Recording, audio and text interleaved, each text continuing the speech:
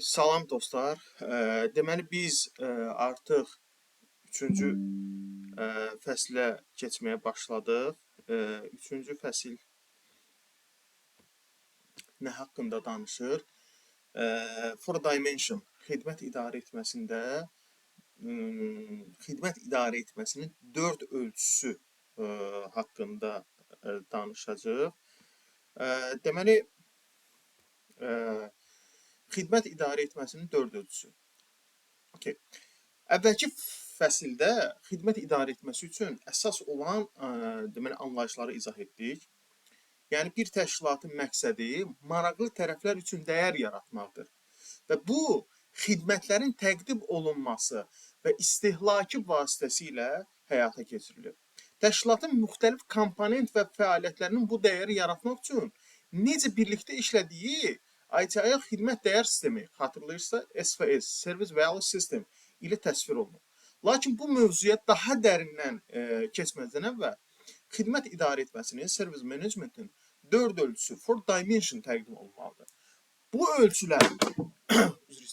ölçülər SVS-in, yəni Service Value Systemin bütün elementləri ilə əlaqəlidir və onlara təsir göstərir. Deməli, təşkilatlar istədikləri nəticələrə nail olmaq və mümkün qədər effektiv işləmək üçün öz davranışlarının bütün aspektlərini nəzərə almalıdırlar. Lakin praktikada təşkilatlar tez-tez təşəbbüslərinin bir sahəsinə həddindən artıq fokuslanır, amma digər sahələri nəzərdən qaçırırlar. Məsələn, prosesin təkmilləşdirilməsi planlaşdırıla bilər, lakin bu zaman iştirak edən insanlar, tərəfdaşlar və texnologiya lazımi şəkildə nəzərə alınmaya bilər. Və ya texnologiya həlləri tətbiq oluna bilər, lakin onların dəstək verməli olduğu proseslər və insanlar lazımi diqqətlə qiymətləndirilməyə bilər. Xidmət idarə etməsinin bir neçə aspekti mövcuddur və bu aspektlərdən heç biri tək başına nəzərə alındıqda, yəni tələb olunan nəticələr yaratmaq kifayət etmir. Okay. İndi buradakı key message-a baxaq. Görək bu key message-da bizdə nə qeyd olunur? Deməli deyir ki, bir təşkilat müştərilər və digər maraqlı tərəflər üçün dəyər yaratmaq istəyir.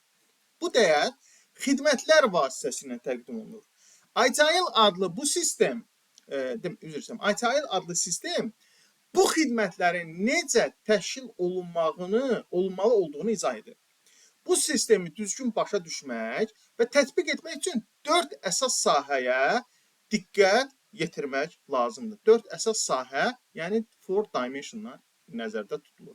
Bunlar nədir? Birincisi, organization and people, yəni təşkilatlar və insanlar, yəni xidməti təqdim edən və istifadə edən insanlar. 2, information and technology, yəni informasiya və texnologiya.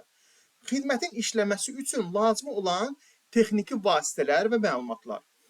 Üçüncüsü, partners and suppliers, yəni tərəfdaşlar və təsisatçılar. Xidmətin göstərilməsində kömək edən digər şirkətlər və şəxslər. Dördüncüsü və nəhayət sonuncusu, value streams and process, yəni dəyər axınları və proseslər. Xidmətin necə yaradıldığını və təqdim edildiyini göstərən addımlar və iş axınıdır. Deməli dostlar, bu 4 sahə bir-biri ilə əlaqəlidir və hamısı birlikdə işləməlidir. Əgər yalnız birinə fokuslanıb digərini unutsa, nəticə uğurlu olmayacaq. Məsələn, texnologiyanı dəyişmək istəyirsənsə, bu dəyişiklik insanların işinə, proseslərə, tərəfdaşlara necə təsir edəcək, bunları da düşünmək mütləq şəkildə vacibdir. Yəni qısaca desək, xidmət idarə etməsi uğurlu olsun deyə bu 4 sahəni birlikdə nəzərə almaq lazımdır. Xidmət idarə etməsinin 4 ölçüsü və onların bir-birindən əlaqəsi şəkil 3.1-də, yəni burada göstərilib. Əgər bir təşkilat xidmət idarə etməsinin 4 əsas sahəsini düzgün şəkildə nəzərə almasa, xidmətlər ya ümumiyyətlə təqdim edilə bilməz, ya da gözlənilən keyfiyyət və səmərəliliyə çatmaz. Okay? Məsələn, əgər bir dəyər axınları və proseslər tam şəkildə nəzərə alınmasa, işlər təkrarlana bilər və lazımsız iş görülə bilər və ya bir bölmənin işi digər bölmənin işi ilə ziddiyyət təşkil edə bilər. Əgər tərəfdaşlar və təchizatçılar nəzərə alınmasa, təşkilatın ehtiyaclarına uyğun olmayan xidmətlər alınmış ola bilər. Bu dörd sahənin sərt, yəni sərhədləri yoxdur. Onlar bir-birinə üst-üstə düşə və qarşılıqlı təsir göstərə bilərlər. Bu təsirlər bəzən gözlənilməz ola bilər.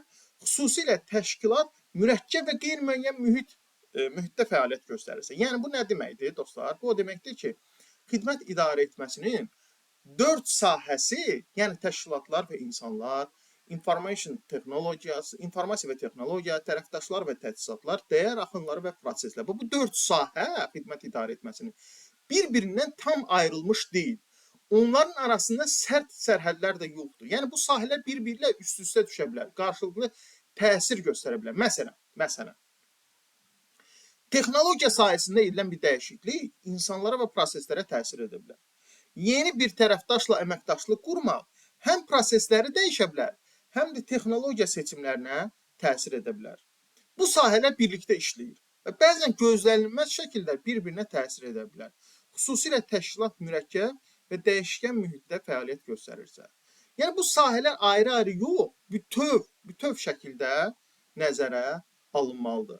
Xidmət idarə etməsinin dörd əsas sahəsi dediyimiz kimi insanlar, texnologiya, tərəfdaşlar və prosesdə bu bütün xidmətlərə və ümumilikdə xidmət dəyər sisteminə, service value sistemə aiddir. Yəni bu o deməkdir ki, hər bir xidmət planlaşdırılarkən və idarə olunarkən bu dörd sahə mütləq şəkildə nəzərə alınmalıdır. SVS-in istənilən səviyyəsindəki dəyişiklik və ya təkmilləşdirmə aparılarkən bu sahələrin hamısı nədir? Qiymətləndirmə. Yəni uğurlu xidmət idarə etməsi üçün bu sahələr ayrı-ayrılıqda yox, bütöv şəkildə yanaşmaq lazımdır. Okay? İndi ITIL hekayəsində xidmət idarə etməsinin dörd ölçüsündə Henry'nin görə fikri nədir bu barədə? Henry nə deyir? Henry deyir ki, Axel Car şirkətində informasiya və texnologiyaya görə məsuliyyət IT komandası olaraq bizim üzərimizdədir. Lakin effektiv IT idarəçiliyi təkcə texnologiyanın idarə olunmasından ibarət deyil. Biz həmçinin Axel'ın avtomobil icarəsi xidmətində iştirak edən, daha geniş təşkilatı və insanları, tərəfdaşlar və təchizatçılarla olan münasibətlərimizi, eləcə də istifadə etdiyimiz dəyər axınlarını, prosesləri və texnologiyalarda nəzərə almalıyıq. Okay? Bax, yoldaşlar, bu dörd ölçü bax bu qədər vacib, önəmlidir. İndi gəlin bunları daha bir dərinləməsini hər birinə ayrı-ayrı yer ayıraraq baxaq, görək bunlar nə anlama gəlir, daha dərin nə edə bilərik bunlarla. Deməli belə, organizations and people. Deməli dostlar, xidmət idarəçiliyinin, service managementin birinci ölçüsü təşkilatlar və insanlardır. Yəni, bir təşkilatın effektivliyi yalnız rəsmi şəkildə qurulmuş struktur və ya səlahiyyət sistemi ilə təmin oluna bilməz. Təşkilat məqsədlərini dəstəkləyən bir mədəniyyətə, həmçinin işçi heyətinə də düzgün səviyyədə potensiala və bacarıqlara malik olmalıdır. Təşkilatın rəhbərlərinin insanları arzu olunan şəkildə işləməyə təşviq edən dəyərləri müdafiə etməsi və təbliğ etməsi həyati əhəmiyyət daşıyır. Lakin nəticə etibarilə təşkilatın işini necə yerinə yetirməsi zamanla paylaşılmış dəyərləri və münasibətləri formalaşdırır ki, bu da təşkilatın mədəniyyəti kimi qəbul edilir. Yəni, xidmət idarəçiliyində ilk vacib amil təşkilat və insanlardır. Təşkilatın uğurlu olması üçün təkcə qaydalar və rəhbərlik kifayət deyil, həm də düzgün komanda, uyğun bacarıqlar və məqsədləri dəstəkləyən bir iş mədəniyyəti də lazımdır. İndi isə key message-a baxaq, yəni əsas mesaj, vermək istədiyim mesaj nədir? Yəni təşkilatların mürəkkəbliyi artır. Bu dəqiqdir. Və bu səbəbdən də təşkilatın necə qurulduğu və idarə olunduğu, eləcə də rollar, məsuliyyətlər, səlahiyyətlər və ünsiyyət sistemlərinin aydın şəkildə müəyyənləşdirilməsi və ümumi strategiya ilə fəaliyyət modelini dəstəkləməsi nədir? Vacibdir. Yəni burada nə demək istəyir burada? Deyir ki, təşkilatlar getdikcə daha qarışıq hala gəlir. Ona görə də kim nə iş görür, necə idarə olunur və necə ünsiyyət qurulur, bunların hamısı aydın və düzgün qurulmalıdır ki, təşkilat məqsədlərinə çatmaq mümkün olsun. Və bu qədər yəni bəsit. Okay. Məsələn, təşkilatda etimad və şəffaflıq mədəniyyəti təşviq etmək faydalıdır. Bu, üzvləri problemləri vaxtında bildirməyə və eskalasiya etməyə təşviq edir və məsələlərin müştərilərə təsir etməzdən əvvəl düzəldilməsinə şərait yaradır. ITIL-in rəhbər prinsiplərini tətbiq etmək sağlam təşkilatı mədəniyyətin formalaşması üçün yaxşı bir başlanğıc nöqtəsi ola bilər. Yəni burada nə demək istəyir dostlar? Deyir ki, təşkilatda insanlar arasında güvən və açıq ünsiyyət mühiti yaratmaq lazımdır. Və bu çox vacibdir. Bu problemlərin vaxtında aşkarlanmasına və müştərilərə zərər vermədən əvvəl həll olunmasına kömək edir. Bu cür mühiti yaratmaq üçün ITIL-in əsas prinsiplərindən başlamaq daha yaxşı seçimdir. İstər müştərilər, istər təchizatçıların əməkdaşları, istərsə də xidmət təminatçısının əməkdaşları və ya xidmət münasibətində iştirak edən digər maraqlı tərəflər olsun. İnsanlar bu ölçünün əsas elementidir. Yəni bu çox vacibdir. İnsanlar çox vacibdir. Diqqət. Yalnız komanda və ya fərdi üzvlərin bacarıq və səriştələrinə deyil, həm də idarə etmə və liderlik üsullarına, ünsiyyət və əməkdaşlıq bacarıqlarına yönəlməlidirlər. Təcrübələr inkişaf etdikcə insanların da öz bacarıq və səriştələrini yeniləməsi də vacibdir. Təşkilat daxilində əməkdaşlıq və koordinasiyanın düzgün səviyyədə təmin olunması üçün insanların öz ixtisas sahələri ilə başqalarının rolları arasındakı əlaqəni başa düşməsi getdikcə daha vacib hala gəlir. Bəzi IT sahələrində, məsələn, proqram təminatının hazırlanması və ya istifadəçi dəstəyi. Artıq belə bir fikir formalaşır ki, hər kəsin müəyyən sahədə dərin ixtisaslaşması ilə yanaşı, təşkilatın digər sahələri haqqında da ümumi biliklərə nədir? Malik olması lazımdır, vacibdir həm də. Okay? Yəni xidmətdə iştirak edən bütün insanlar, müştərilər, işçilər və tərəfdaşlar çox önəmlidir. Yəni bu xidmətdə iştirak edən hər kəs, yəni istər müştəri olsun, istər işçi olsun, istər tərəfdaşı olsun, bunlar çox vacibdir. Təkcə texniki bacarıqlar yox, həm də yaxşı ünsiyyət, əməkdaşlıq və düzgün idarə etmə nədir? Vacibdir. İnsanlar daim öz biliklərini yeniləməli və başqalarının işi ilə necə əlaqəli olduqlarını başa düşməlidir. Məsələn, proqramçı yalnız kod yazmağı yox, həm də istifadəçi dəstəyi və digər sahələr haqqında da ümumi məlumatlı olmalıdırlar. Təşkilata hər bir şəxs, təşkilat onun müştəriləri və digər maraqlı tərəflər üçün dəyər yaratmaqda öz tövhəsinin nə olduğunu aydın şəkildə başa düşməlidir. Dəyər yaratmağa fokuslanmanı təşviq etmək, təşkilat daxilindəki bölmələr arasında olan sərhədləri aradan qaldırmaq üçün ən effektiv üsuldur. Yəni, hər kəs öz işinin təşkilata və müştərilərə necə fayda verdiyini bilməlidir. Bu yanaşma komandalar arasında yaxşı əməkdaşlıq qurmağa kömək edir və hamı öz işini görür yanaşmasından uzaqlaşır. Xidmətin təşkilatlar və insanlar ölçüsü, yəni rollar və məsuliyyətlər, rəsmi təşkilati strukturlar, mədəniyyət, eləcə də lazımi heyət və səriştələr kimi elementləri də əhatə edir. Yəni, bunların hamısı xidmətin yaradılması, təqdim olunması və təkmilləşdirilməsi ilə bağlıdır. Yəni, xidmətin uğurlu olması üçün təşkilatda kim nə iş görür, necə işləyir, hansı bacarığa malikdir və necə bir iş mühiti var. Bunların hamısı çox vacibdir. İndi burada Agile hekayəsindən Axel şirkətinin təşkilat və insanlar haqqında Henry'nin öz fikri var. Henry nə deyir? Deyir ki,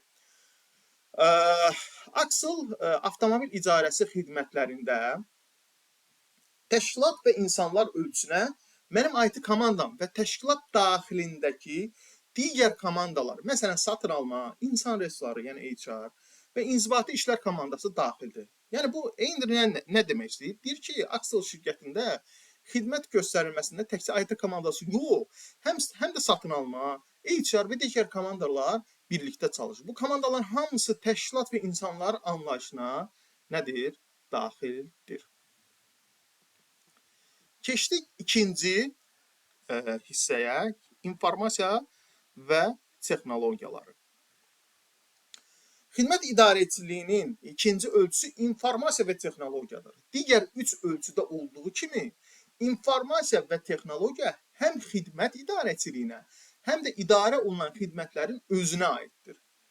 İnformasiya və texnologiyanın xidmət idarəçiliyindəki rolu ilə bağlı ətraflı təlimatlar İnşallah digər Agile nəşrlərində tanış olacaq. Yəni, xidmətlərin düzgün idarə olunması üçün informasiya və texnologiya çox vacibdir.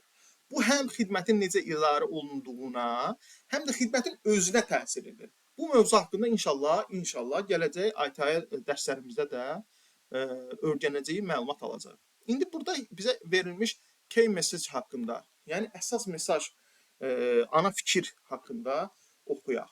Nədir? Bir xidmət dəyər sistemi, yəni Service Value System, SVS, kontekstində tətbiq olunduqda informasiya və texnologiya ölçüsü xidmətlərin idarə olunması üçün lazım olan məlumat və bilikləri, eləcə də tələb olunan texnologiyaları əhatə edir.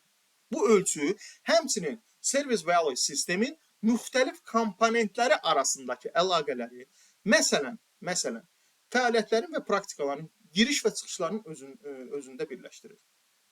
Yəni, xidmətlərin idarə olunmasında informasiya və texnologiya vacib rol oynayır. Bu ölçü həm məlumatların düzgün istifadəsini, həm də texnologiyanın xidmətlərə necə dəstək verdiyini əhatə edir. Eyni zamanda sistemin içindəki hissələrin bir-biri ilə necə əlaqədə olduğunu göstərir. Xidmət idarəçiliyini dəstəkləyən texnologiyalara, lakin bunlarla məhdudlaşmamaq şərti ilə iş axını idarə etmə sistemləri, bilik bazaları, inventar sistemləri, ünsiyyət sistemləri və analitik alətlər daxildir. Xidmət idarəçiliyi texnologiyadakı inkişaflardan getdikcə daha çox faydalanır. Süni intellekt, machine learning və digər kognitiv hesablama həlləri strateji planlaşdırmadan və portfelin optimallaşdırılmasına tutmuş, sistemlərin monitorinqinə və istifadəçi dəstəyinə qədər bütün səviyyələrdə nə olur? İstifadə olunur. Okay. Mobil platformalar, Blood, yəni cloud həlləri, uzaqdan əməkdaşlıq alətləri, avtomatlaşdırılmış test və yerləşdirmə həlləri xidmət təminatları arasında geniş yayılmış təcrübəyə çevrilmişdir. Yəni, xidmətin idarə olunmasında bir çox texnologiyalar istifadə olunur. Məsələn, tapşırıqların izlənməsi, məlumat bazaları, ambar sistemləri və ünsiyyət vasitələri. Yeni texnologiyalar xüsusilə süni intellekt və maşın öyrənməsi, yəni machine learning xidmətlərin daha ağıllı və effektiv idarə olunmasına nə edir? Kömək edir. Mobil tətbiqlər, bulut sistemləri və avtomatlaşdırılmış alətlər artıq xidmət təminatçıları üçün adi bir hala çevrilmişdir. Yəni bu artıq normal qəbul edilir. Konkret bir IT xidməti kontekstində bu ölçü xidmətin göstərilməsi və istifadəsi zamanı yaradılan, idarə olunan və istifadə edilən informasiyanın, eləcə də bu xidməti dəstəkləyən və mümkün edən texnologiyaları əhatə edir. Konkret informasiya və texnologiya təqdim olunan xidmətlərin xarakterindən asılıdır və adətən IT arxitekturasının bütün səviyyələrini, tətbiqlər, verilənlər bazası, ünsiyyət sistemləri və onların inteqrasiyasını əhatə edir. Bir çox sahələrdə IT xidmətləri blockchain olsun, süni intellekt olsun və kognitiv hesablama kimi ən son texnologiyalardan istifadə edilir. Bu cür xidmətlər xüsusilə rəqabətin yüksək olduğu sahələrdə bu texnologiyaları erkən tətbiq edən şirkətlər üçün rəqabət üstünlüyü yaradır. Bulut texnologiyaları və mobil tətbiqlər kimi digər texnoloji həllər isə artıq bir çox sahələrdə qəbul olunmuş standarta çevrilmişdir. Yəni burada nə demək istəyir? Bu o demək istəyir ki, bir IT xidməti göstərilərkən istifadə olunan məlumatlar və texnologiyalar çox önəmlidir. Bu texnologiyalar xidmətin necə işlədiyini təmin edir və tətbiqlərindən tutmuş verilənlər bazalarına, ünsiyyət sistemlərinə qədər hər şeyi əhatə edir. Yeni texnologiyalar, məsələn, süni intellekti, blockchain-də yuxarıda qeyd edilmiş kimi xidmətlərə daha ağıllı və rəqabətə davamlı edir. Bulut sistemləri və mobil tətbiqləri isə artıq bir çox şirkətlər üçün adi və geniş yayılmış vasitəyə çevrilmişdir. Bu ölçünün informasiya komponenti ilə bağlı olaraq təşkilatlar aşağıdakı sualları nəzərə almalıdırlar. Xidmətlər tərəfindən hansı informasiya idarə olunur? Bu suallardan biri budur. İkincisi, xidmətlərin təqdim olunması və idarə edilməsi üçün hansı əlavə informasiya və biliklər tələb olunur? İnformasiya və bilik resursları necə qorunacaq, idarə olunacaq, arxivləşdiriləcək və silinəcək, necə olacaq? Yəni, bu demək istəyir ki, təşkilatlar informasiya ilə bağlı bu suallara cavab tapmalıdırlar. Yəni, hansı suallar idi yuxarıda dediyimiz kimi? Xidmət zamanı hansı məlumatlardan istifadə olunur? Bu xidmətləri göstərmək və idarə etmək üçün hansı əlavə biliklər lazımdır? Bu məlumatlar necə qorunacaq, saxlanacaq və lazım olduqda necə silinəcək? Bu bir çox xidmətlər üçün informasiya idarəçiliyi müştəri üçün dəyər yaratmağın əsas vasitəsidir. Məsələn, insan resursu xidməti, yəni HR xidməti təşkilatın əməkdaşları, onların iş fəaliyyəti və sosial təminatları haqqında dəqiq məlumatlara çıxış və onların idarə olunmasını təmin etməklə müştərilər üçün dəyər yaradır. Bu zaman şəxsi məlumatların icazəsiz şəxslərə ötürülməsini qarşısını alır. Şəbəkə idarə etmə xidməti isə təşkilatın aktiv şəbəkə bağlantıları və istifadəsi haqqında dəqiq məlumatları saxlayaraq və təqdim edərək istifadəçilərə şəbəkə band genişliyini tənzimləməyə imkan verir və bununla da dəyər yaradır. Ümumiyyətlə, informasiya biznes müştəriləri tərəfindən istifadə olunan əksər IT xidmətlərinin əsas nəticəsidir. Yəni, burada nə demək istəyir? Yəni, çox vaxt IT xidmətlərinin əsas məqsədi düzgün və faydalı məlumat təqdim etməkdir. Məsələn, HR xidməti, bayaq dediyimiz kimi, işçilərlə bağlı məlumatları düzgün idarə edir. Şəbəkə xidməti isə bu bağlantılarla bağlı məlumat verir. Bu məlumatlar müştərilərə düzgün qərar verməyə və xidmətlərdən effektiv istifadə etməyə kömək edir. Bu ölçü çərçivəsində daha bir əsas məsələ müxtəlif xidmətlər və xidmət komponentləri arasında informasiyanın necə mübadilə olunduğudur. Yəni, fərqli xidmətlərin informasiya arxitekturası yaxşı başa düşülməli və davamlı olaraq optimallaşdırılmalıdır. Bu zaman nə olacaq? İstifadəçilərə təqdim olunan və xidmətlər arasında mübadilə edilən informasiyanın mövcudluğu, etibarlılığı, əlçatanlığı, vaxtında təqdim olunması, dəqiqliyi və aktuallığı kimi meyarlar nəzərə alınmalıdır. Yəni, burada nə demək istəyir? Xidmətlər arasında məlumat necə ötürülür? Bu çox vacib məsələdir. Məlumatın düzgün, vaxtında, dəqiq və əlçatan olması üçün sistemin quruluşu yaxşı planlaşdırılmalı və daim təkmilləşdirilməlidir.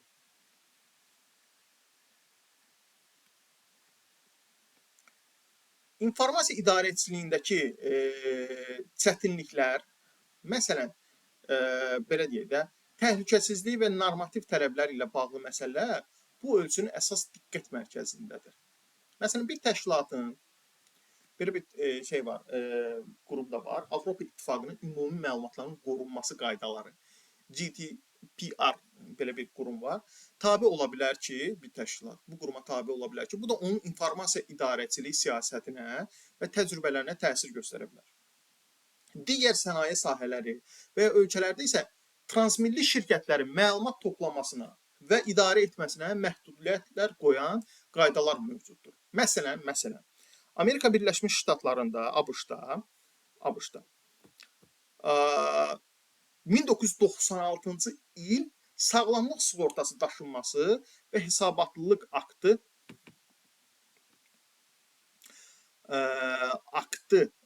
tibbi məlumatların məxfiliyi və təhlükəsizliyini qorumaq üçün tələbləri müəyyən edir. Yəni bu nə demək istəyir? Bu demək istəyir ki, məlumatların idarə olunması zamanı təhlükəsizlik və qanunlara uyğunluq çox vacibdir. Məsələn, Avropada GDPR qaydaları, ABŞ-da isə HIPAA qanunu təşkilatların şəxsi və həssas məlumatların necə qorunmasını müəyyən edir. Bu qaydalar təşkilatların məlumatla necə işlədiyini formalaşdırır və onların siyasətlərinə nədir? Birbaşa təsir edir. Bugün əksər xidmətlər IT əsaslıdır və IT-dən güclü şəkildə nədir? Asılıdır. Bir məhsul və ya xidmətin planlaşdırılması, dizaynı, keçidi və istismarı üçün texnologiyanın seçilməsi zamanı təşkilatlar aşağıdakı sualları nəzərdən keçirməlidirlər. Bax, bu suallardır. Başda bu suallar. Bu texnologiya təşkilatın və onun müştərilərinin mövcud arxitekturası ilə uyğun gəlirmi? Təşkilat və maraqlı tərəflər tərəfindən istifadə olunan müxtəlif texnologiyalar bir-biri ilə işləyə bilirmi? Yeni texnologiyalar, məsələn, machine learning, süni intellekt, əşyaların interneti bu xidmətə və təşkilata necə təsir edə bilər? Bu texnologiya təşkilatın və ya müştərilərin siyasətləri, informasiya təhlükəsizliyi nəzarətləri baxımından hər hansı hüquqi və uyğunluq problemləri yaradırmı? Bu texnologiya yaxın gələcəkdə də istifadə oluna biləcəkmi? Təşkilat köhnəlmiş texnologiyadan istifadə riskini qəbul etməyə hazırdırmı? Yoxsa yeni və hələ tam sübut olunmamış texnologiyalar tətbiq etməyə çalışır? Bu texnologiya xidmət təminatçısının və istifadəçilərin strategiyası ilə uyğun gəlirmi? Təşkilatın və ya təsisatçıların bu texnologiyanı dəstəkləmək üçün, idarə etmək üçün lazım bacarıqları varmı? Bunlar çox önəmlidir. Daha sonra bu texnologiya xidmətin səmərəli şəkildə hazırlanması, yerləşdirilməsi və idarə olunması üçün kifayət qədər avtomatlaşdırma imkanları təqdim edirmi? Bu texnologiya digər məhsul və xidmətlər üçün istifadə oluna biləcək əlavə imkanlar təqdim edirmi? Bu texnologiya üçün yeni risklər və ya məhdudiyyətlər yaradırmı? Məsələn, müəyyən bir təchizatçıya bağlı. Yəni, burada nə demək istəyir dostlar? Yəni, bu demək istəyir ki, yeni texnologiya seçilərkən təşkilat bir çox sualları nəzərə almalıdır. Okay? O da sualları biz yuxarıda qeyd elədik. İstəyirəm, bunlar çox vacib məlumatlardır. Yəni, istəyirəm bunları daim təkrar eləyərək ağlımıza qalmasına kömək edin. Yəni, yeni texnologiya seçilərkən təşkilat bir çox sualları özünə verməlidir. Bu texnologiya bizim sistemlərə uyğun gəlirmi? Gələcəkdə də istifadə oluna bilərmi, yoxsa köhnələcək? Hüquqi və təhlükəsizlik baxımından problem yaradırmı? Komandamız bu texnologiyanı idarə edə biləcəkmi? Avtomatlaşdırma və digər xidmətlərə fayda verə bilərmi? Bu texnologiya bizi bir təchizatdan asılı vəziyyətə salarmı? Yəni, dostlar, təşkilatın mədəniyyəti, onun hansı texnologiyaları seçəcəyinə əhəmiyyətli dərəcədə təsir göstərə bilər. Bəzi təşkilatlar texnoloji yenilikləri ön sıralarında olmaqda daha maraqlı. Digərləri isə daha ənənəvi yanaşmaya sahib ola bilər. Məsələn, bir şirkət süni intellektdən istifadə etməyə can atarkən, başqa bir şirkət hələ də məlumatların təhlili üçün qabaqcıl alətlərə belə hazır olmaya bilər. Yəni, nə demək istəyir? Hər bir təşkilatın texnoloji yanaşması fərqli ola bilər. Yəni, o ortamdan, o mühitdən asılıdır. Bəzilər yenilikləri tez qəbul edə bilər, digərləri isə daha ehtiyatlı və klassik yanaşa bilər. Məsələn, bir şirkətin süni intellektə keçmək istəyir. Məsəl üçün, bir şirkət süni intellektə keçmək istəyir. Digər isə hələ də sadə analiz alətlərini nə edir? Öyrənir. Okay?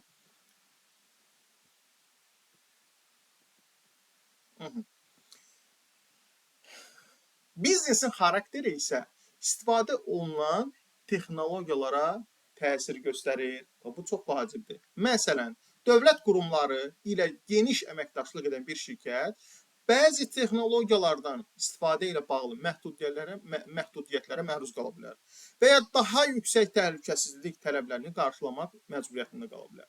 Maliyyə və biotexnologiya kimi digər sahələrdə də texnologiyaların istifadəsinə dair məhdudiyyətlər mövcuddur. Məsələn, bu sahələrdə həssas məlumatlarla işləyərkən açıq mənbə, yəni open source və ya ictimai xidmətlərdən istifadə etmək adətən nədir? Mümkün deyil. Və bu mətndə nəyi demək istəyir? Deyir ki, yəni hər bir biznes sahəsi texnologiyadan eyni şəkildə istifadə edə bilmir. Məsələn, dövlətlə işləyən və ya maliyyə və ya səhiyyə sahəsində fəaliyyət göstərən şirkətlər məlumat təhlükəsizliyi və qanunlara uyğunluq səbəbilə bəzi texnologiyalardan istifadə edə bilməz. Okay? Bu şirkətlər üçün açıq mənbəli proqramlar və ictimai platformalar da nədir? Riskli ola bilər. Okay. İndi ITIL hekayəsində şirkətdə tətbiq olunan informasiya və texnologiyalar haqqında Henry görək nə deyir? Henry deyir ki, Actire şirkətində informasiya və texnologiya ölçüsü komandalar tərəfindən yaradılan və idarə olunan informasiyanı əhatə edir. Bu ölçü həmçinin xidmətlərimizi dəstəkləyən və mümkün edən texnologiyalarda özündə birləşdirir. Rezervasiya tətbiqimiz və maliyyə sistemimiz kimi tətbiqlər və verilənlər bazaları bu da ölçünün bir hissəsidir. Yəni Henry nə demək istəyir? Deyir ki, Axel şirkətində komandalar tərəfindən istifadə olunan məlumatlar və bu məlumatları işlədən texnologiyalar, məsələn, rezervasiya proqramı, maliyyə sistemi, informasiya texnologiyası texnologiya ölçüsünə nədir? Daxildir. Burada bir məlumat da var. Cloud computing, yəni bulut hesablaması Azərbaycan dilinə çevirsək, tərifi verilib. Nə deyir? Bir bulut hesablama, cloud computing, istənilən vaxt şəbəkə üzərindən konfiqurasiya oluna bilən hesablama resurslarına, məsələn, serverlərə, saxlama, tətbiqlər və s. minimal idarə etmə səyi və ya xidmət təminatçısı ilə az əlaqə ilə sürətli çıxış təmin edən bir modeldir. Okay? İndi görək, müasir dünyada, ITSM dünyasında bulut hesablama haqqında nə fikir var? Deməli, dostlar, IT xidmətlərinin idarə olunması ITSM uzun illərdir ki, istifadəçilər və müştərilər üçün dəyər yaratmağa fokuslanır. Və bu yanaşma adətən texnologiyadan asılı olmur. Əsas olan texnologiyanın özü deyil, onun müştərilər üçün yaratdığı imkanlardır. Bu yanaşma əsasən düzgün olsa da, təşkilatlar yeni arxitektura həllərini və texnologiyanın inkişafını nəzərə almaya bilməzlər. Bulut hesablama IT sahəsində arxitektura dəyişikliyi yaradaraq həm yeni imkanlar, həm də risklər təqdim edir. Təşkilatlar bu dəyişikliklərə özləri, müştəriləri və digər maraqlı tərəflər üçün faydalı olacaq şəkildə reaksiya verməlidirlər. Okay. Bulut hesablama texnologiyasının əsas xüsusiyyətləri haqqında burada yer verilir. Bunlar nədir? Deməli, tələb əsasında mövcudluq, yəni çox vaxt istifadəçi özü xidmətə daxil olur. Şəbəkə üzərindən çıxış, çox vaxt internet vasitəsilə, resursların paylaşılması, yəni çox vaxt bir neçə təşkilatlar arasında, sürətli eskalasiya, avtomatik şəkildə, yəni daha çox ölçülə bilən xidmət, çox vaxt istifadəçi baxış bucağından asılıdır bu. Okay. ITSM kontekstində bulut hesablama nələri dəyişir?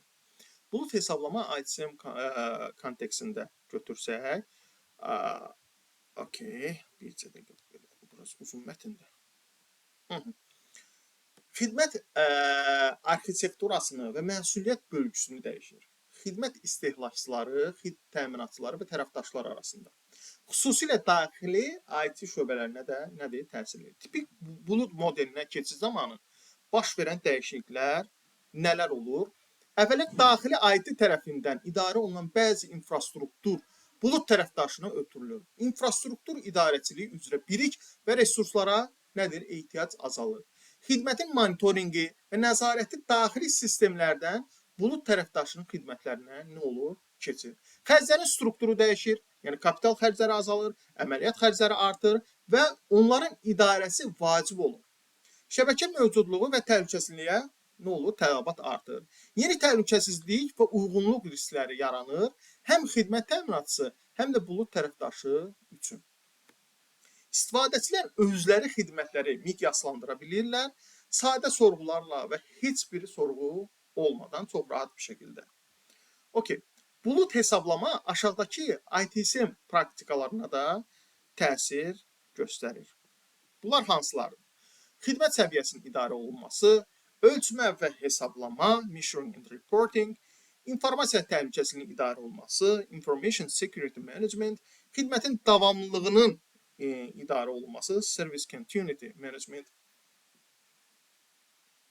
təsisatların idarə olunması, hadisələrin, yəni insidentlərin idarə olunması, problemlərin idarə olunması, xidmət sorğularının idarə olunması, xidmət konfigurasiyasının idarə olunması, yəni service configuration management. Okay? Digər mühüm təsir nələrdir? Nədir? Digər another important effect. Okay? Bulud infrastrukturunun elastikliyi sayəsində yeni və dəyişdirilmiş xidmətlərin daha sürətli yerləşdirilməsi mümkündür.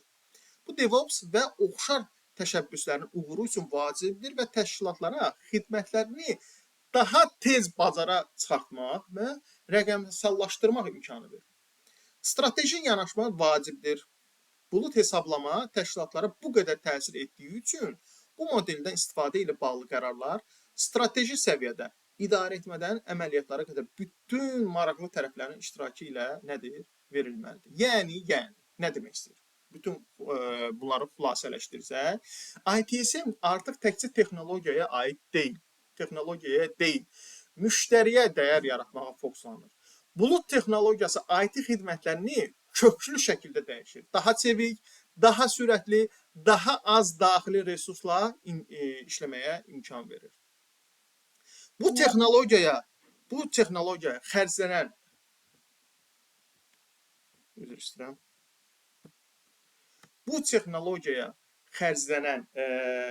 bu texnologiyaya xərclənən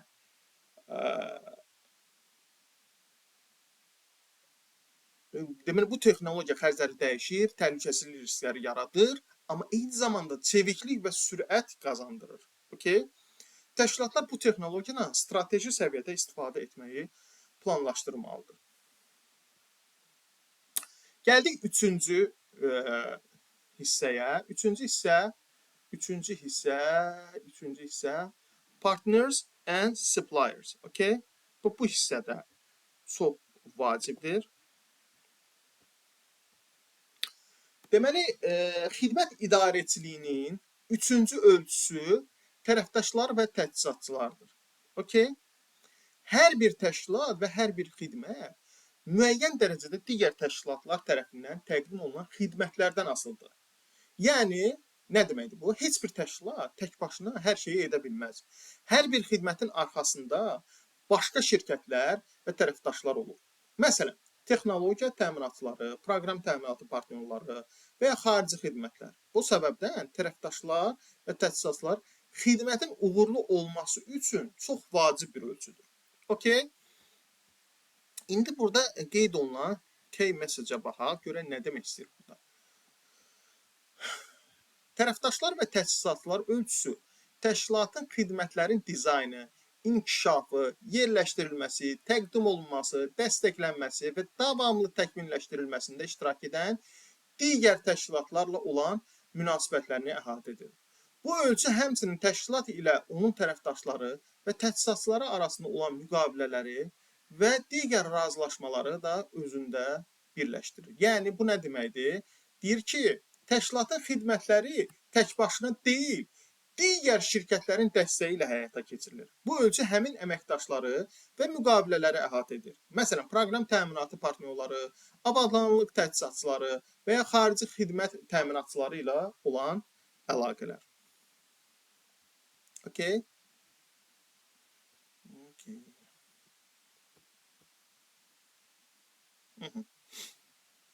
Deməli, təşkilatlar arasında olan münasibətlər fərqli səviyyələrdə inteqrasiya və rəsmi yanaşmalarla həyata keçirilə bilər.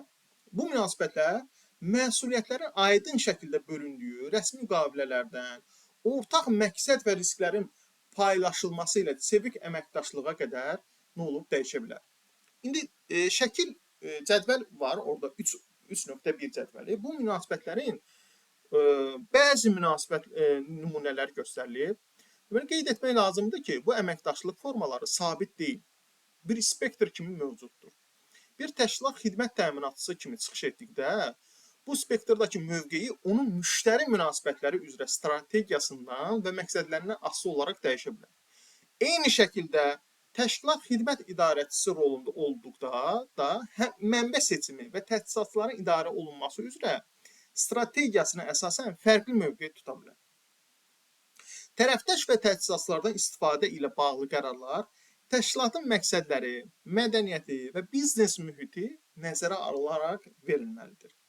Məsələn, bəzi təşkilatlar hesab edir ki, əsas bacarıqlarını inkişaf etdirməyə fokuslanmaq, digər ehtiyaclar üçün isə tərəfdaş və təchizatlardan istifadə etmək daha faydalı ola bilər.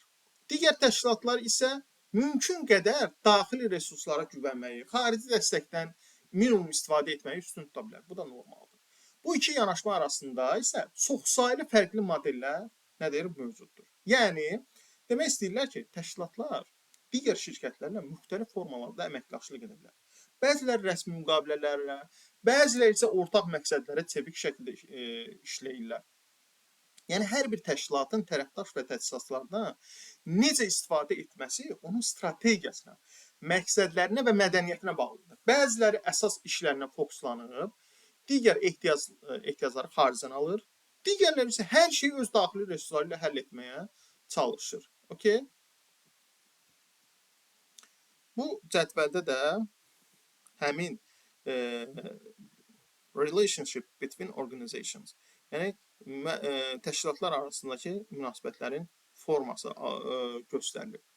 Deməli, təşkilatların tərəfdaşlar və təchizatlar ölçüsü idarə etmək üçün istifadə edə biləcəyi üsullardan biri xidmət inteqrasiyası və idarə etməsidir. Yəni, Service Integration and Management.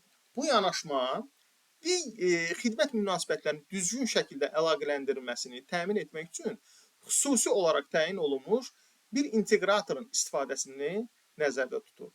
Xidmət inteqrasiyası və idarə etməsi təşkilat daxilində həyata keçirilə bilər. Lakin bu vəzifə etibarlı bir tərəfdaşı olan tərəfdaşa da həvalə oluna bilər. Yəni, nə demək istəyir? Demək istəyir ki, təşkilatlar bir neçə tərəfdaşla işləyərkən bütün xidmətlərini bir-bir uyğun işləməsini təmin etmək üçün xüsusi bir əlaqələndirici rola ehtiyac duyurlar. Yəni, bu rolu ya öz daxili komandaları, ya da etibar etdikləri bir xarici tərəfdaş yerinə yetirə bilər.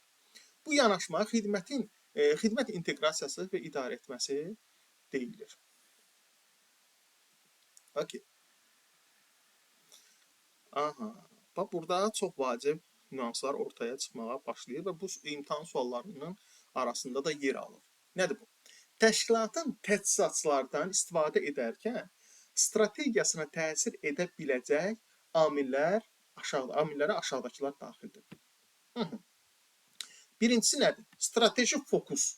Yəni, bəzi təşkilatlar əsas bacarıqlarını fokuslamağa üstünlük verirlər və əsas olmayan dəstək funksiyalarını üçüncü tərəflərə həvalə edirlər. Digərləri isə mümkün qədər özünü təmin etməyə çalışır və bütün vacib funksiyalara tam nəzarəti saxlamağa üstünlük verirlər. Daha sonra korporativ mədəniyyət, bəzi təşkilatların tarixən müəyyən bir yanaşmaya üstünlük verməsi olur. Uzun müddət formalaşmış mədəni meylləri dəyişmək çətin olur. Əgər buna məcbur edən ciddi bir səbəblər yoxdursa, təbii ki. Daha sonra resurs çatışmamazlığı ola bilər. Okay? Əgər lazım olan resurs və ya bacarıq çatışmırsa, xidmət təminatçısı ehtiyacı duyulanı əldə etmək üçün təchizatçı ilə əməkdaşlıq etməyə nə olur? Məcbur qala bilər. Daha sonra məhsuldarlıq və xərc məsələləri. Xidmət təminatçısı müəyyən bir ehtiyacın təchizatçıdan alınmasının daha sərfəli olduğunu düşünə bilər. Bu da qərara nədir? Təsir edə bilər. Mövzu üzrə ekspertlik, məsəl üçün, belə bir şey də ola bilər. Xidmət təminatçısı lazım olan sahədə artıq təcrübəsi olan bir təchizatçı ilə işləməyin daha az riskli olduğunu düşünə bilər. Nəinki bu biliklərin daxildən inkişaf etdirmək və saxlamaq. Daha sonra xarici məhdudiyyətlər, dövlət tənzimləmələri, sənaye davranış kodeksləri, sosial, siyasi və hüquqi məhdudiyyətlər təşkilatın təchizatçı strategiyasına da nə edə bilər? Təsir edə bilər. Tələb nümunələri, müştəri fəaliyyəti və ya xidmətlərə olan tələbat mövsümi ola bilər və ya yüksək dəyişiklik göstərə bilər. Bu dəyişiklik təşkilatların dəyişən tələbatla başa çıxmaq üçün xarici xidmət təminatçılarından istifadə dərəcəsinə də nədir? Təsir edə bilər. Yəni bütün bunları xülasələşdirirsək, yəni nə demək istəyirlər burada? Bu kitabda nə demək istəyib müəllif? Bu maddələr bir şirkətin hansı hallarda təchizatçı ilə işləməyə qərar verə biləcəyini izah edir. Bəyaları yuxarıda da qeyd elədiyimiz kimi. Şirkət deyə bilər ki, biz əsas işimizə fokuslanaq, qalan işləri başqasına verək. Bəziləri isə deyə bilər ki, hər şey özümüz görək, çünki belə daha təhlükəsizdir. Bu da ola bilər. Məsələn, əgər şirkətdə lazım olan işçi və ya bacarıq yoxdursa, məcbur olub təchizatçıdan istifadə edəcək. Bəzən də sadəcə hesablayırlar ki, təchizatçıdan almaq daha ucuz başa gəlir. Və ya deyirlər ki, bu sahədə təcrübəmiz yoxdur. Gəlin bu işi bilən birindən alaq. Bu da ola bilər. Və yaxud da hökumət qaydaları və ya qanunlar da bəzən bu qərarlara təsir edir. Əgər müştəri tələbi dəyişkəndirsə, məsələn, yayda çox, qışda az, mövsümüdürsə, şirkət bu dəyişiklikləri də idarə etmək üçün də xarici dəstək nə ola bilər? Ala bilər.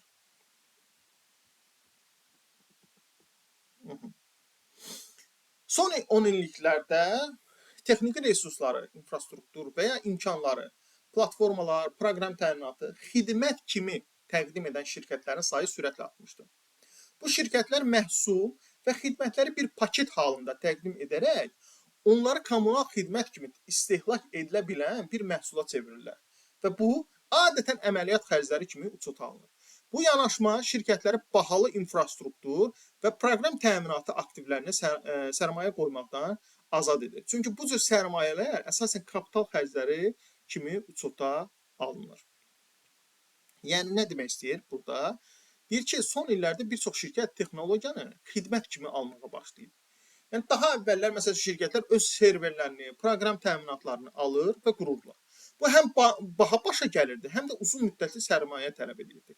İndi isə bu ehtiyacları bulut xidmətləri, məsələn Amazonun Web Services, Microsoft Azure, Google Cloud vasitəsilə nə etmək olar? İcarəyə götürmək də mümkündür. Bu xidmətlər aylıq və ya istifadə qədər ödənişlə, yəni istifadə etdiyin qədər ödə xidməti ilə təqdim olunur və bu da əməliyyat xərci sayılır. Yəni gündəlik iş xərcləri kimi. Beləliklə şirkətlər artıq bahalı texniki avadanlıqlara və proqramlara kapital qoymadan ehtiyaclarını qarşılayırlar. İndi burada Axel bir hekayəmiz var, ITI-nin növbəti hekayəsi. Henry bu barədə danışacaq, təchizatçılar və Partners and Suppliers'lar haqqında.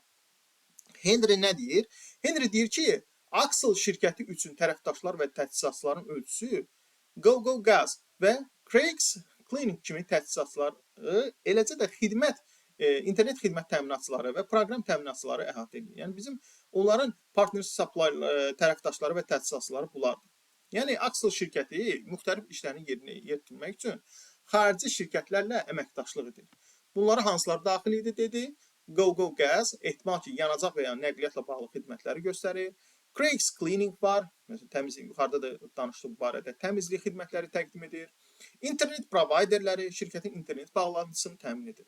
Proqram təminatı tərtibatçıları texnoloji həllər və proqramlar hazırlayır. Bu şirkətlər Axel üçün xarici tərəfdaş və təchizatçılar sayılır və onların fəaliyyəti Axel'ın xidmət keyfiyyətinə və iş prosesinə də təsir edir. Okay. Gəldik sonuncu dimensiona. Bu value streams and proseslərdir. Dəyər axınları və proseslərdir. Xidmət idarə etməsinin dördüncü və sonuncu dəyər axınları və proseslərdir ölçüsü.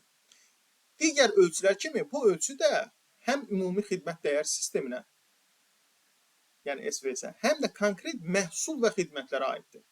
Hər iki kontekstdə bu ölçü razılaşdırılmış məqsədlərə nail olmaq üçün lazım olan fəaliyyətləri, iş axınları, nəzarət mexanizmləri və prosedurları müəyyən edir. Yəni bu ölçü şirkətdə işlərin necə və hansı ardıcıllıqla görüldüyünü göstərir. Yəni dəyər axını bir məhsul və ya xidmətin müştəriyə çatana qədər keçdiyi mərhələlərdir. Proseslər nədir?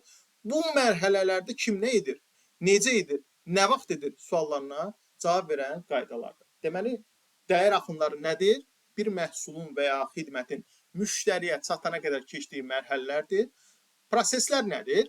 Bu mərhələlərdə kim nə edir? Necə edir və nə vaxt edir suallarına cavab verən nədir? Qaydalardır.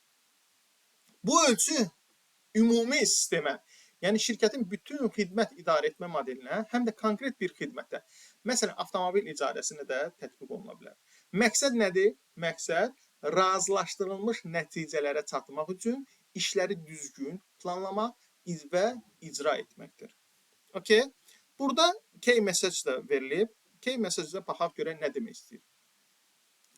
Burada deyilir ki, təşkilata və onun xidmət dəyər sisteminə, yəni SVS tətbiq edildikdə, dəyər axınları və proseslər ölçüsü təşkilatın müxtəlif hissələrinin məhsul və xidmətlər vasitəsilə dəyər yaratmağı təmin etmək üçün necə inteqrasiya olunmuş və əlaqələndirilmiş şəkildə işlədiyini əhatə edir. Bu ölçü təşkilatın hansı fəaliyyətləri yerinə yetirdiyinə, bu fəaliyyətlərin necə təşkil olunduğuna və bütün maraqlı tərəflər üçün dəyər yaratmağın səmərəli və effektiv şəkildə necə təmin edildiyinə fokuslanır. Yəni, bu hissə bizə deyir ki, şirkət daxilində bütün şöbələr və komandalar uyğun şəkildə birlikdə işləməlidir.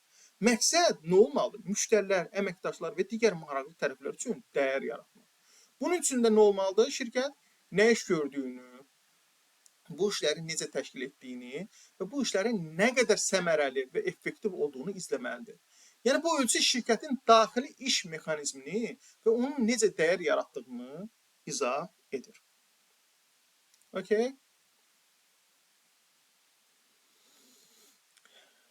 Okay. ITIL xidmət təminatçısı kimi fəaliyyət göstərən təşkilatlara məhsul və xidmətləri effektiv şəkildə idarə etmək üçün lazım olan bütün əsas fəaliyyətləri əhatə edən bir əməliyyat modeli təqdim edir. Bu modelə ITIL xidmət dəyər zəmini, SVC. İnşallah bunu keçəcəyik, görəcəksiniz, Allah qoysun. Service Value Chain deyirlər. Xidmət dəyər zənciri əməliyyat modeli ümumi xarakter daşıyır və praktikada müxtəlif formalar ola bilər.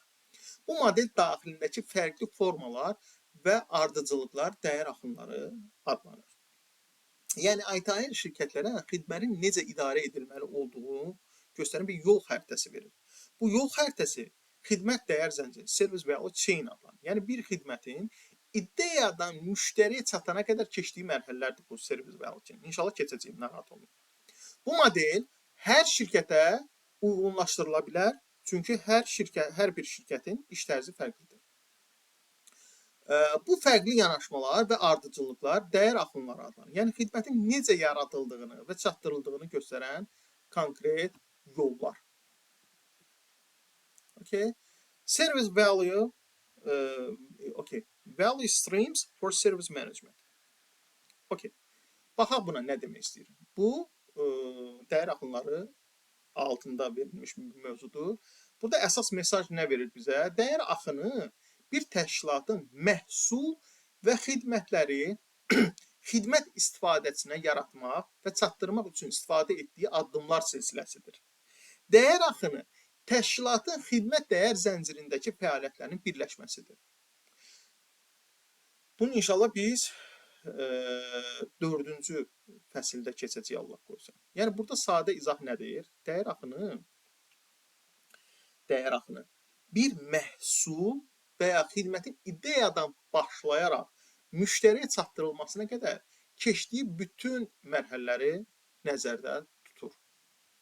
Okay? Bu mərhələlər ITIL xidmət dəyər zəncirindəki fəaliyyətlərdən ibarətdir. Məsələn, planlaşdırma, dizayn, çatdırılma, dəstək və s. Hər bir dəyər axını müəyyən bir məqsədə xidmət edir. Məsələn, yeni bir avtomobil, icarə xidmətinin istifadəyə verilməsi və ya mövcud xidmətə texniki dəstək göstərilməsi. Okay?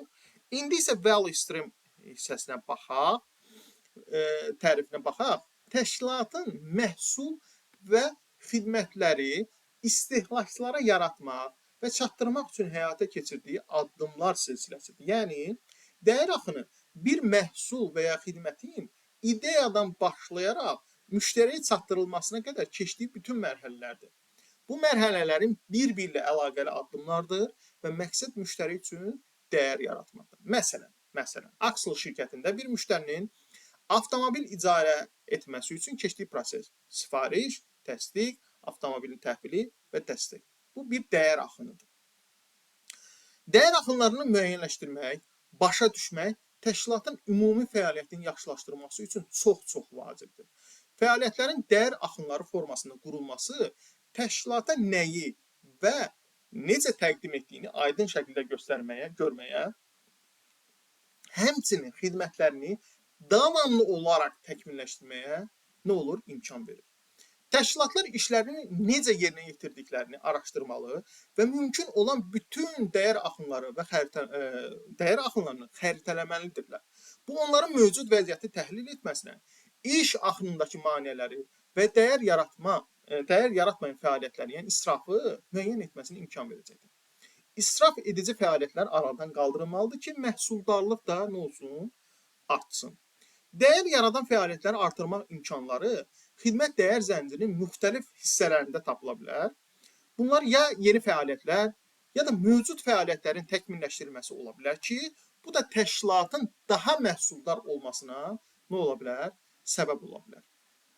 Dəyər axının optimallaşdırılması proseslərin avtomatlaşdırılmasını və ya yeni texnologiyaların və iş üsullarının tətbiqini əhatə edə bilər ki, bu da səmərəliliyi artırır və istifadəçi təcrübəsini də yaxşılaşdırır. Yəni, bu hissə bizə nə deyir?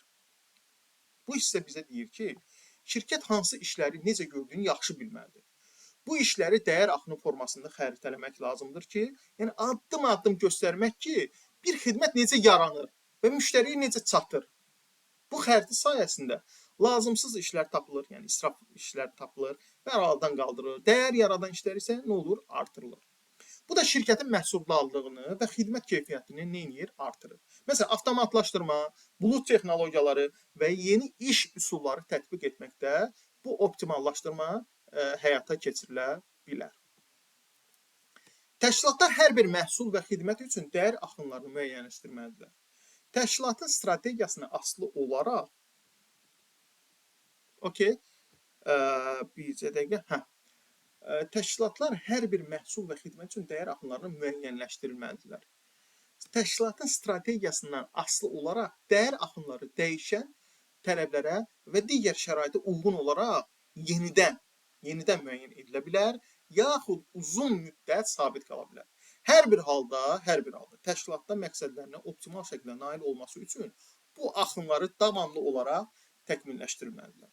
Dəyər axınlarının xəritələnməsi Ayça'nın 4-ün digər nəşrlərində Allah qoysa tapacaq.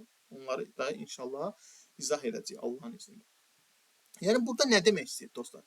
Hər bir məhsul və xidmət üçün ayrı-ayrı dəyər axınları olmalıdır. Bu axınlar dəyişən bazar tələblərinə uyğun olaraq dəyişdirilə bilər və ya sabit saxlanıla bilər. Əgər uzun müddətli nədir? Sabitlik varsa. Əsas məsələ bu axınların daim təkmilləşdirilməsidir ki, şirkət məqsədlərinə daha səmərəli və effektiv şəkildə çatsın. Bu məqsədlə dəyər axınını xəritələndirmə, value stream mapping deyirlər buna, üsulu istifadə olunur. Bu, iş axınları vizual şəkildə görməyə və təkmilləşdirməyə də kömək etmiş olur. Bizim bu dərsimiz, dostlar, biraz uzun çəkdi. Artıq 1 saata yaxın danışırıq. İstəyirsiniz bu dərsin birinci hissəsi, üçüncü fəslinin birinci hissəsi olsun. İnşallah növbəti hissəsində danışarıq Allah qoysa. Oldu, təşəkkür edirəm. Dinlədiyiniz üçün minnətdaram. Sağ olun.